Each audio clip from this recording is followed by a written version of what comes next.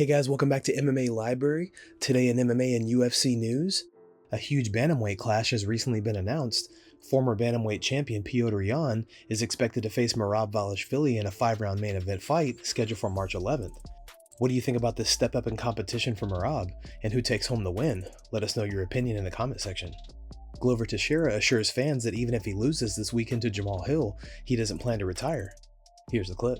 Some might say that if you did lose the belt, this would be a perfect place to start thinking about walking away, but you have no plans regardless, win or lose. You have more years to fight. You want to keep fighting.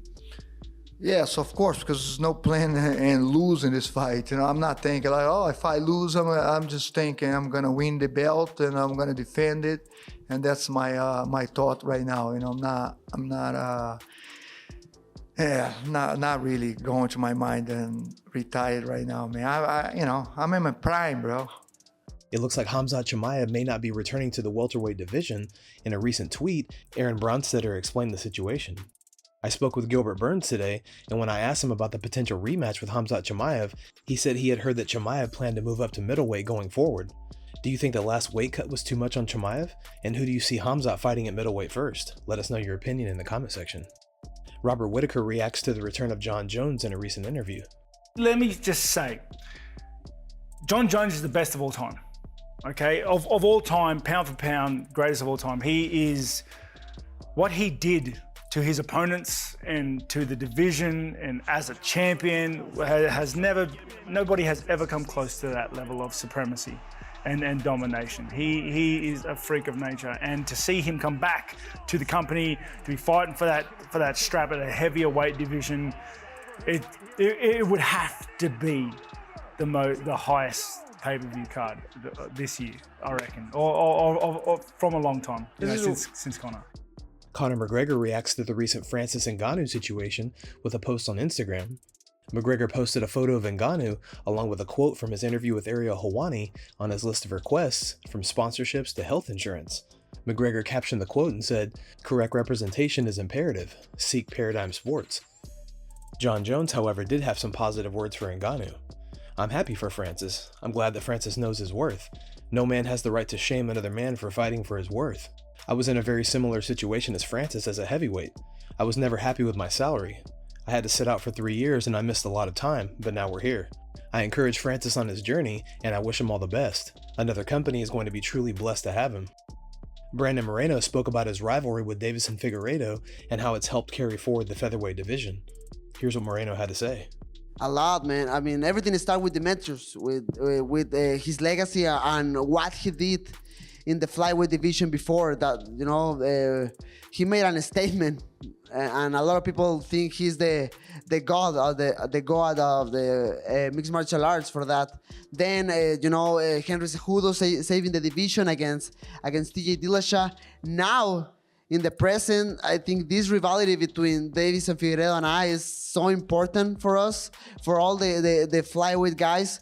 And I don't know, man. I think after this Saturday, I want to make a statement of who won this rivalry. But at the same time, I'm just very grateful to share the octagon with Deiveson and make history together. In a recent interview with Ariel Helwani, Stipe Miocic said he was almost the one who got booked to fight Jon Jones at UFC 285. Jon spoke to the Underground this week, and he said that he was really hoping that you would be the first fight back. Were you ever in talks to fight on March 4th against Jon? Yeah. Okay. And what happened?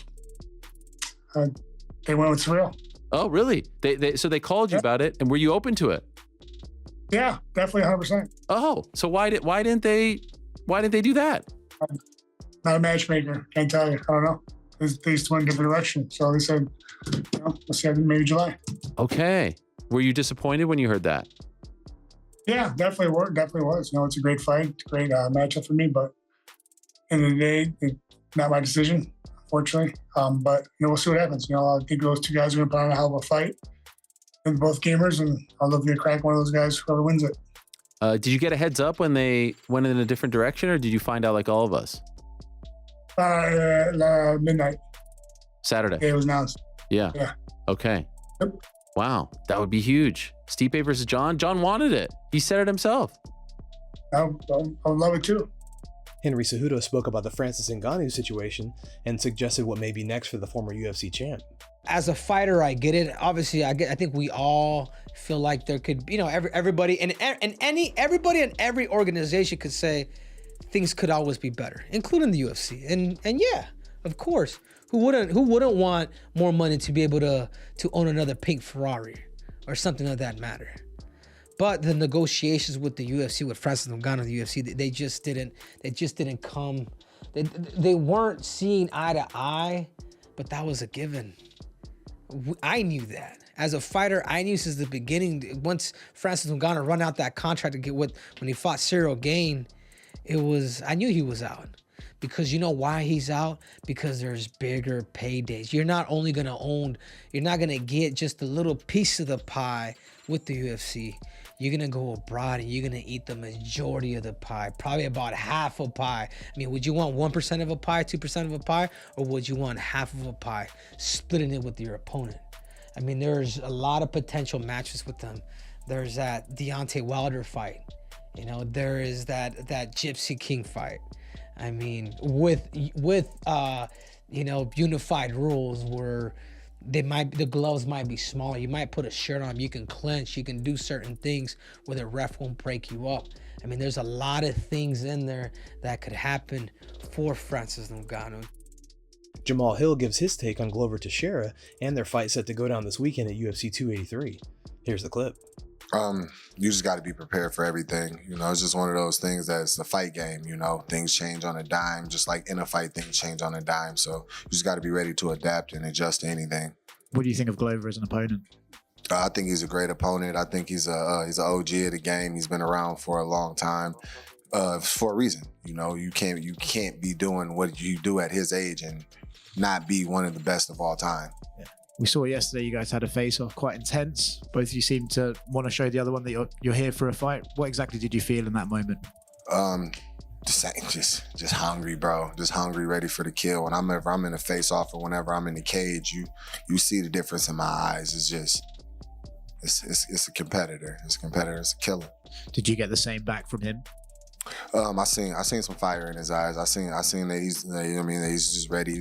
You can tell he's been here before and he's just ready to go through it, but I just didn't see the same fire that I'm coming with.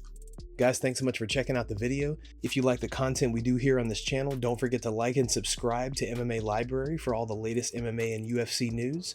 We'll see you in the next video.